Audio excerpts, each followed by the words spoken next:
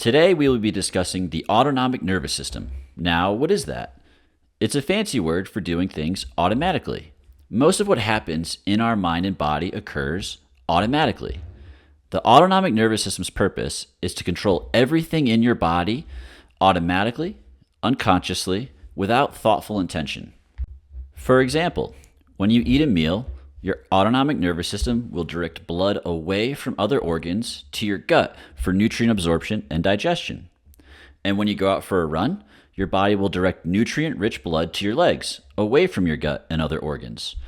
And while out on that run, if you start to get hot, your autonomic nervous system will direct your body to start sweating.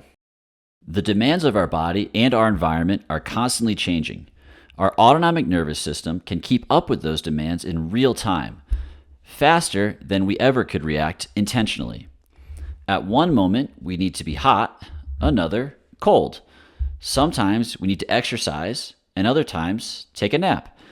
Everyone has an autonomic nervous system, and it is a superpower if we harness its capabilities, but can be our greatest limiting factor if we mismanage it. Optimal management starts with a basic understanding of two parts that facilitate this system.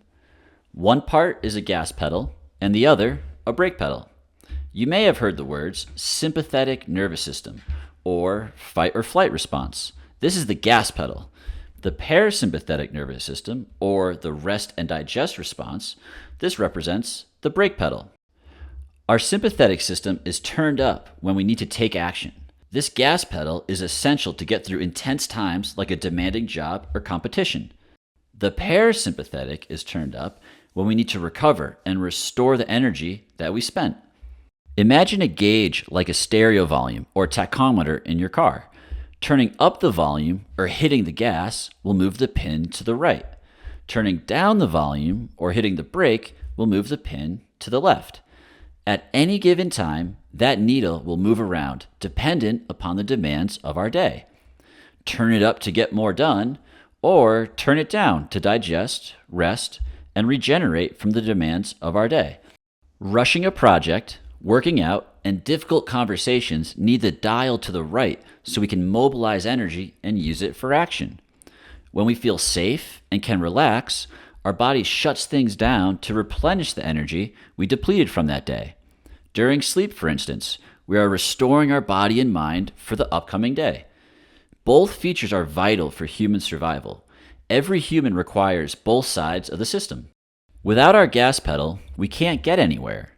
In addition, without our brake pedal, we wouldn't be able to slow down until we were on empty. Without the replenishment that our brakes provide, we would not be able to accelerate when needed. Imagine this vicious cycle that could develop here.